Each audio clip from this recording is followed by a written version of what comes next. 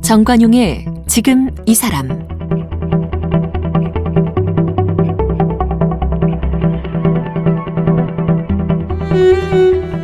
여러분 안녕하십니까? 정관용입니다. 어제에 이어 오늘도 추석기획 가족상담실로 보내드립니다. 코로나로 서운함이 참 많아졌다 하는 분들 하면 이 자녀와 떨어져 사는 노부모들일 것입니다. 자녀들이 코로나 핑계로 집에 잘 오지도 않고 연락도 뜸하다 보니까 노부모님들 마음엔 서운함이 쌓이고 서운하다 못해 화가 난다, 이런 분들도 계시던데요. 낳아서 키워놓았으니 내 말을 잘 들을 것 같았지만 참 마음대로 안 되는 것이 자식입니다. 부모와 자녀 관계 가깝고도 먼 사이죠. 추석기획 가족상담실 오늘 그 두 번째 시간, 부모와 자녀, 특히 이 성년 자녀들과의 관계, 또 고부 갈등, 그리고 장인 장모와 사위 사이의 갈등, 이런 이야기 중심으로 나눠봅니다. 국내 뇌과학 선구자, 정신과 전문의 이시영 박사님, 또 마음치유 전문가 박상미 박사님과 함께합니다. 국내 뇌과학자의 선구자 이시영 박사는 경북대 의대를 졸업했고 미국 예일대에서 신경정신과학 박사 후과정을 밟았습니다. 미국 이스턴 주립병원 청소년 과장과 경북의대, 서울의대, 성균관의대 교수를 역임했고 강북 삼성병원 원장과 사회정신건강연구소 소장 등을 지냈습니다. 실체가 없다고 여겨지던 화병을 세계 정신의학 용어로 만들었습니다. 2007년 75세의 나이에 자연치유센터 힐리언스 섬마을을, 2009년에는 세로토닌 문화원을 건립해 운영하고 있습니다. 현재 병원 없는 마을 건립을 준비 중입니다. 저서로는 베스트셀러 공부하는 독종이 살아남는다, 세로토닌 하라, 배짱으로 삽시다, 운회가 희망이다, 여든 소년 산이 되다, 어른답게 삽시다 등을 출간했습니다.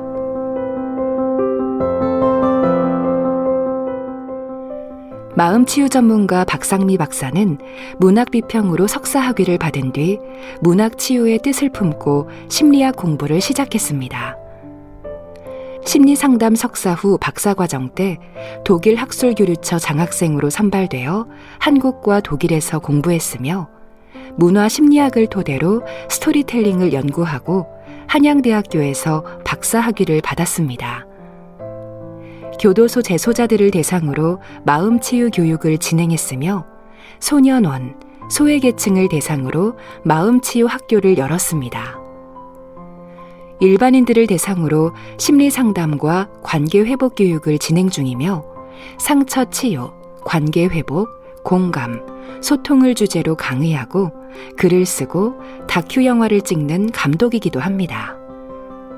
쓴 책으로는 마음아 넌 누구니, 나를 믿어주는 한 사람의 힘, 박상미의 고민사전, 마지막에는 사랑이 온다 등이 있으며 타인으로부터 나를 지키는 관계의 기술을 엮은 책, 관계에도 연습이 필요합니다를 출간했습니다.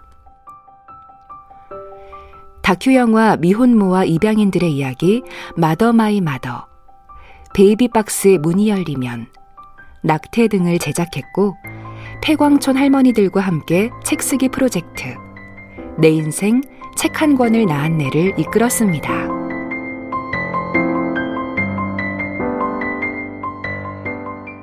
이시영 박사님, 이제 안녕하세요. 어제 우리가 처음 그 추석기획 시간 시작하면서도 옛날 같으면 헤어져 살던 가족들, 도시에 나가 살던 자식들이 이제 손주 손녀 데리고 대가족이 함께 시골에 모여서 명절 즐기고, 이제 그러다 보면 또 거기서 또 형제간에 다툼도 생기고 뭐 이런 얘기 나눴는데 부모 마음에서는 야, 무소식이 희소식이라고 장성한 자녀들 연락 없어도 그냥 괜찮다. 그러나 또 연락을 기다리고, 어떻게 그 심리를 이해해야 합니까? 그래요. 참 부모가 자식한테 적어도 이렇게 서러운 정은 안 들어야 된다고 저는 그렇게 생각해요. 서러운 정. 내가 저놈들을 어떻게 키웠는데 나한테 이렇게 서럽게 한다. 우리 이게 일본, 중국, 한국 그 세 나라가 이 문화정신의학회라는 걸 매 2년마다 한 번씩 이제 우리가 주제 하나를 갖고 이틀 동안 아주 심층 토론을 하고 그걸 우리가 세계 학회에 보고를 하는 그런 참 중요한 미팅인데 거기서 이제 이 일본 노인들을 왜 자살하느냐. 그러니까 이제 일본 노인들은 그 일본 말로는 기레이니 시누 나는 깨끗이 죽겠다. 이렇게 내가 이 참 죽어가는 이 추한 모습을 내 친한 친구나 가족들에게 보이고 싶지 않다. 그래서 이제 자살을 하는데 우리 한국 노인들은 섭섭해서 자살한다는 겁니다. 서운하다. 저놈들이 내가 저놈을 어떻게 키웠는데 나한테 용돈도 안 주고 이렇게 서러움을 줄 수 있느냐. 그래서 정말 자살한다. 그런 이야기인데 정말 이 어떤 관계든 이 두 사람 사이에 이 성인 어른이 된 자식과 이 부모 사이에 그런 정말 서러운 정이 들지 않도록은 최소한 우리가 해뒀으면 좋겠다. 우리 젊은이들에게 저는 그건 꼭 부탁드리고 싶습니다. 그럼 그 노인들 입장에서 그 서럽다란 느낌까지 들어가는 첫 번째 이유가 뭐예요? 내가 어떻게 키웠는데 나를 이렇게 무시하냐예요? 뭐예요? 그건 아마 이 용돈이 제일 큰 이슈 같습니다. 경제적 요인. 그 용돈을 참 적절히 주고 또 참 이 계절이 바뀌면은 그래도 이제 옷도 거기에 맞춰서 주고 이렇게 좀 생각을 좀 해주면 좋은데 그걸 잘 모르죠. 이제 노인들의 그 생리를요. 아마 그래서 제일 섭섭한 기분이 자기는 마치 완전히 제외된 사람처럼 이렇게 느끼는 게 아닌가 이렇게 이제 생각이 들고요. 실제로 요즘 우리 젊은이들은 꼭 그 부모 자식 간이 아니라도 이 노인들을 싫어합니다. 사실은요. 지금 이제 노인 혐오 시대라고 저는 생각을 합니다. 근데 이게 이제 좀 더 앞으로 진행이 되면은 정말 노인 증오 시대가 오지 않을까. 노인을 진짜 미워하는 시대가 정말 올 수도 있거든요. 아니, 노인들은 점점 많아지는데. 그러니까 그게 참 큰 문제네요. 이 문제. 저도 상담을 해보면 청소년들도 이제 조부모랑 함께 사는 것을 별로 좋아하지 않는 분위기 갈수록 많아지고요.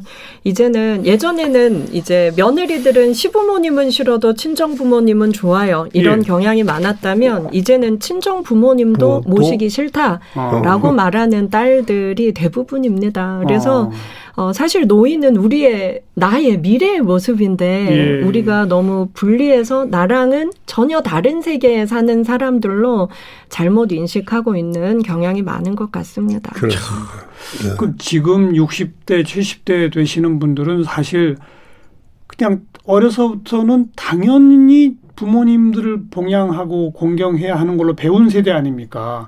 또 그렇게 부담을 지고 살아왔고요. 그런데 정작 자기 자녀들한테는 최초로 버림받는 세대예요. 그렇습니다. 제일 불행하네요. 맞습니다. 제 내담자 중에 한 분은 자녀 3명을 정말 힘들게 미국 유학을 다 시킨 거예요. 근데 셋 다 미국에 살고 지금 국내에 혼자 사세요. 할머니가. 근데 코로나 이후에 너무나 당연히 자식들은 더 한국에 안 오게 되었죠. 그렇죠. 그래서 일주일에 한 번 저에게 상담 오는 게 유일한 타인을 만나는 거였는데 한 번은 새벽에 병원에서 저한테 연락이 왔어요. 깜짝 놀라서 받았더니 그 할머니가 응급실에 가셨는데 전화기를 뒤지니까 유일하게 연락하는 사람이 저 한 명이어서 저에게 세상에 연락이 온 거예요. 그래서 제가 너무나 눈물이 나더라고요. 그래서 요즘은 자녀를 잘 키우나 못 키우나 그렇게 소외되는 현상은 다 비슷한 것 같습니다. 그런 그 서운한 정이라고 아까 이시영 박사님 표현하신 노인분들이 그런 마음까지 들게 해서는 안 된다라고 이제 젊은 세대한테 충고를 해주셨잖아요. 그렇습니다. 그런데 또 동시에 지금 이 방송 들으시는 분 가운데 이제 연배가 있으신 분들, 노인님이 되신 분들도 많으시기 때문에 그런 분들도 또 본인의 마음가짐도 좀 정리해야 할 필요가 있지 않을까요? 그렇습니다. 이제는 정말 효를 너무 기대해서는 안 된다. 저는 그런 이야기를 우리 노인들한테는 드리고 싶은데 제 생각에는 효라는 것은 어릴 적 다 했다. 그러면 이제 겨우 말도 짓거리고 뭐 한 발 두 발 자고 그렇게 뛰고 이럴 때 뭐 정말 온 가족이 모여가지고 박수하고 정말 큰 벼슬을 한 것 같지 않습니까? 그냥 즐겁죠. 예, 그런 뭐 간단하게 보면. 한번 일어서면 펄고 주저앉았다가 또 삐 울다가 또 일어서고 그러면 아버지는 막 비디오도 찍고 이러면 저는요 그때 참 우리 가족이 전부가 얼마나 행복했습니까? 예. 아이의 그런 모습을 보고. 예. 저는 그때 정말 효를 다 했다고 저는 생각을 합니다. 다 받았다? 예. 그렇게 뭐 나중에 커서도 잘하면 그건 덤이고 그렇게 더 효를 정말 더 이상 기대하지 말고 저는 그래서 항상 노인에 가서 이야기는 끝까지 죽는 순간까지 생애 현역으로 뛰어야 된다. 그래야지 자식들에게 서럽다는 소리 안 하고 네가 혼자 독립적으로 생각할 수 있도록 지금부터라도 우리가 정말 연습을 잘해야 된다. 저는 그런 생각을 하고 있습니다. 네. 간단하게부터 돌 때까지 나는 받을 효도를 다 받았다. 예, 그렇습니다. 근데 꼭 그런 마음 갖기가 쉽지 않잖아요. 예. 내가 널 어떻게 키웠는데 이 생각은. 그 생각이. 그러니까 이제 이 녀석이 정말 그 엄마한테 말 끝에 탁탁 대박하는 거는 한 중학교 한 2학년쯤 되면 사춘기. 이제 문제가 생기는데 그때까지는 정말 참 세상에 귀여운 예. 게 우리 애들 아닙니까? 예. 예. 그리고 그때 그럼 뭐 효를 다 한 거예요. 뭐 그래 그 이상 더 자꾸 너무 마치 기득권 주장하듯이 기대하지 효를 마라. 해라 하는 그런 기대는 안 하는 게 좋겠다는 게 제 생각입니다. 예. 근데 또 특히 연세가 있으시면 있으실수록 본인의 마음을 바꾸기가 쉽지 않잖아요. 맞습니다. 한 번 서운한 마음 든 거 그거 에이 뭐 내가 포기하지 이런 생각하기 어렵잖아요. 맞아요.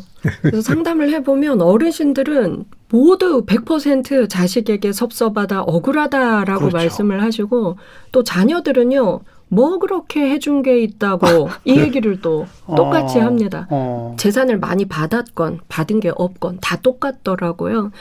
그래서 사실 나이 들수록 섭섭한 마음이 많이 드는 건 자존감이 낮아질수록 더 증폭되거든요. 예, 예. 그래서 저는 어르신들께 나이 들수록 자존감을 키워야 된다. 그렇죠. 그러려면 계속 인간관계도 잘 맺고 새로운 것도 배우고 좋은 강의도 유튜브나 이런 거 통해서 찾아 듣고 좋은 방송, 라디오 방송도 듣고 그래서 나를 성장시키는 일을 죽는 그 순간까지 하셔야 합니다. 저는 굉장히 강조를 많이 하는데요. 저희 어머니도 늘 자식들한테 섭섭한 게 너무 많으세요. 예. 저는 제가 늘 효녀라고 생각하는데 저희 엄마는 늘 섭섭해 하시더라고요. 그래서 저희 어머니도 혼자 사시는데 제가 어머니께 스마트폰이랑 또 이제 요즘 AI가 굉장히 발전했으니까요. 그래서 이제 그런 것들을 활용하는 법을 많이 알려드렸어요. 무료로 온라인 세상을 통해 배울 수 있는 게 너무 많고 좋은 강의, 좋은 방송이 너무나 많다는 거죠. 그렇죠. 그래서 많은 걸 구독해드리고 시간표를 짜드렸더니 어머니가 새로운 걸 배우면서 성장하기 시작하셨어요. 예. 그래서 요즘은 낮에 전화드리면 야, 나 지금 방송 보면서 요가 따라한다. 바쁘다 끊어라. 그리고 나 지금 책 방송 듣고 있다. 시사 방송 듣고 있다. 나중에 통화하자. 예. 바빠지셨더라고요. 예. 그래서 저는 어르신들이 자식에게만 집중했던 그 나의 인생의 관심을 나의 성장으로 초점을 돌리는 연습을 많이 하셔야 되고 자녀들은 그걸 좀 도와주면 좋겠습니다. 자존감 그리고 거기서 한 걸음 더 나가면은 예.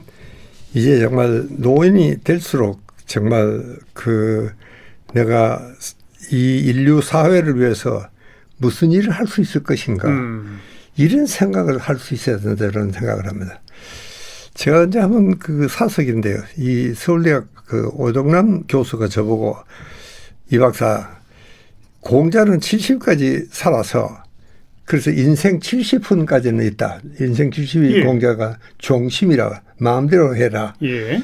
근데 이제 뭐 당신이 이제 80이 됐으니까 공자는 80까지 못 살았으니까 인생 80분이 없다.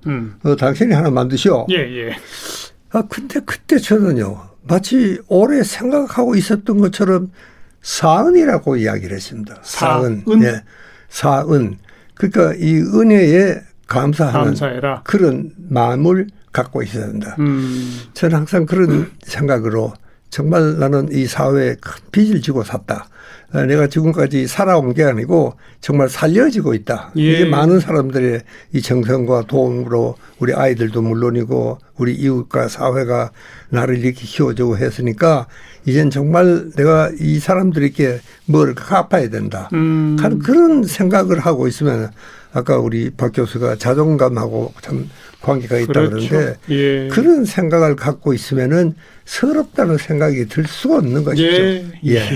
그렇게 좀 더 우리가 좀 이 사람들이 좀 이 인격적으로나 그런 면에서는 알겠습니다.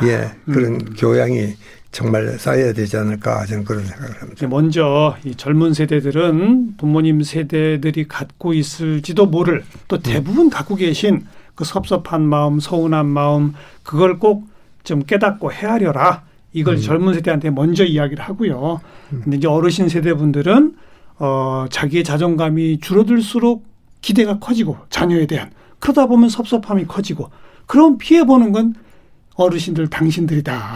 이런 의미에서 스스로 자존감을 키우는 그런 마음가짐이 중요하다는 말씀 좀 드리고 그다음 이제 추석 때마다 항상 나오던 그 고부 갈등. 네. 그 2000년대 이전과 이후에 변화가 있어요? 없어요? 박 박사님.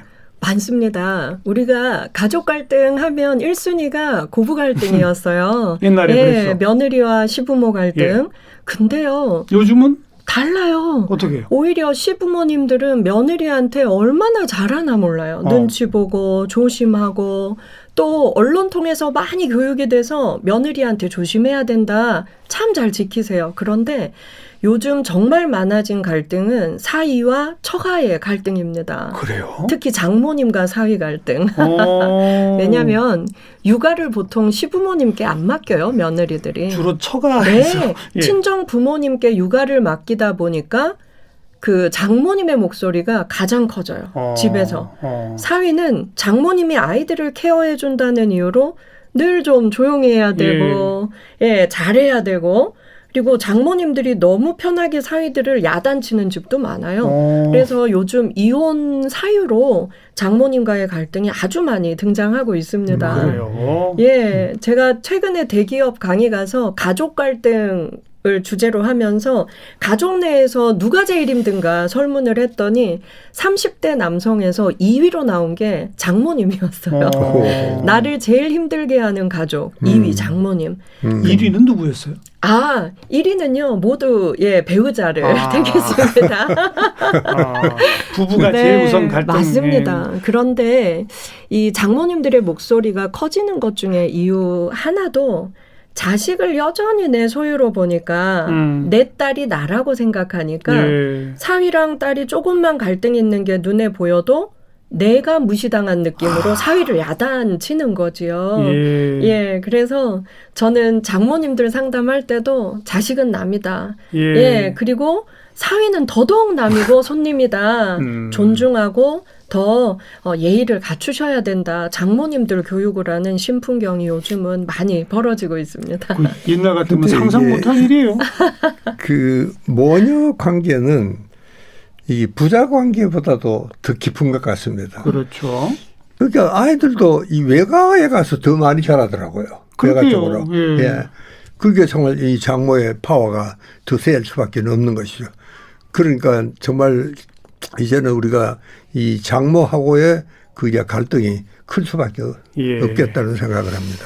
어찌 보면 그 시댁 위주의 그 가족 풍속도가 벌써 오래전부터 그 남자 입장에서 보면 처가 위주의 맞습니다. 풍속도로 변화한 것 같아요. 2000년 이후로 급속도로 더 많이 변화하고 있고요. 그리고 장모 사이 갈등뿐만이 아니라 이제는 딸들도 친정 어머니와의 갈등이 굉장히 많아요.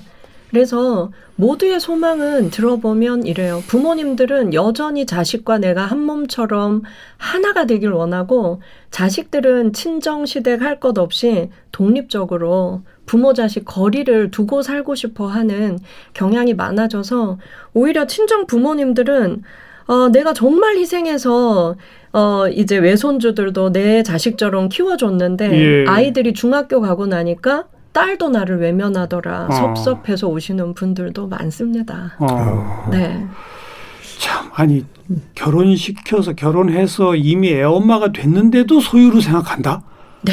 참 강하네요. 저는 대한민국이 전 세계에서 거의 유일한 것 같아요. 예, 그래서 상담해 보면요, 자식이 60살이 돼도 6살 때와 똑같이 어린아이, 내 소유라고 생각하는 80대 어르신들이 여전히 많습니다. 주로 어머니들이 더 그러죠?